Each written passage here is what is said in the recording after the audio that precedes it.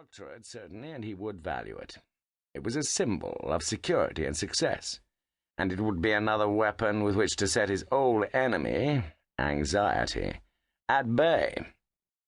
He would feel himself well rewarded when he was Dr. Ridley.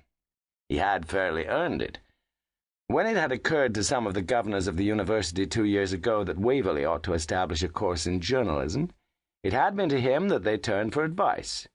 When the decision was taken to make plans for such a course, he had been the only person not directly associated with the university to sit upon the committee.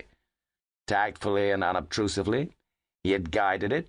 He had listened, without visible emotion, to the opinions of professors upon the press, and upon the duty which some of them believed they owed to society to reform the press.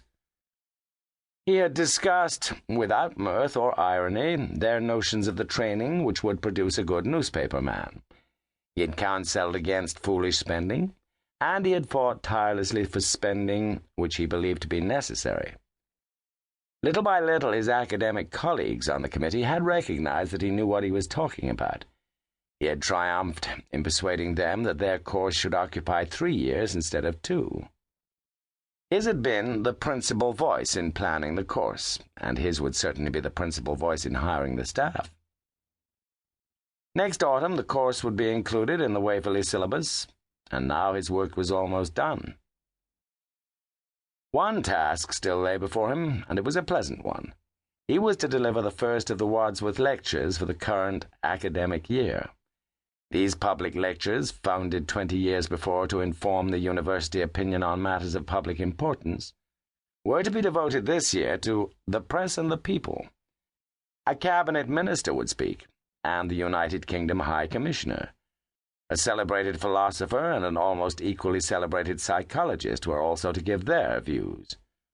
But the first of the 5 lectures would be given by himself, Gloster Ridley, editor of the Salterton Evening Bellman, and he was determined that it should be the best of the lot.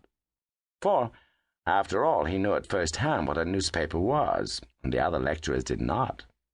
And it was widely admitted that under his guidance the Bellman was a very good paper. Yes, he thought, he had a shrewd idea what the press was.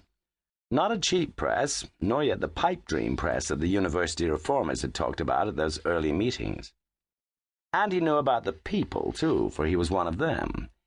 He had had no university education. That was one of the reasons why it would fall so sweetly upon his ear to be spoken of as Dr. Ridley. Oh, yes, he would tell them about the press and the people.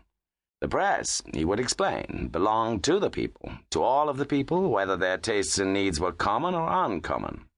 He would speak amusingly, but there would be plenty in his lecture for them to chew on.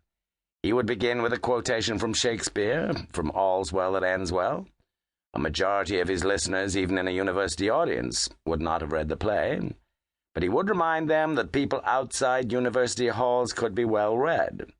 Of a newspaper, he would quote, "It is like a barber's chair that fits all buttocks, the pin buttock, the quatch buttock, the brawn buttock, or any buttock."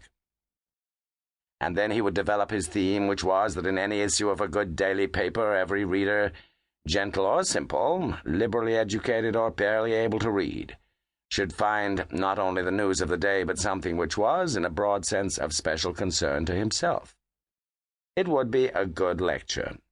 Possibly his publisher would have it reprinted in pamphlet form and distributed widely to other papers. Without vulgar hinting, he thought he could insinuate that idea into his publisher's mind. Musing pleasantly on these things, he reached the newspaper building. He climbed the stairs to his second-floor office somewhat furtively, for he did not want to meet Mr. Shillitoe and exchange greetings with him. He was determined to do nothing which might appear two-faced, and Mr. Shillitoe's greetings were of so courtly and old-world a nature that he was often enticed into a geniality of which he was afterward ashamed. He must not feed the old mess sugar from his hand while concealing the sword behind his back. But his path was clear, and he slipped into his office unseen by anyone but Miss Green, his secretary. She followed him through the door. "No personal mail this morning, Mr. Ridley. Just the usual. And the switchboard says somebody called you before 9 but wouldn't leave their name." The usual was neatly marshalled on his desk. Miss Green had been solicited.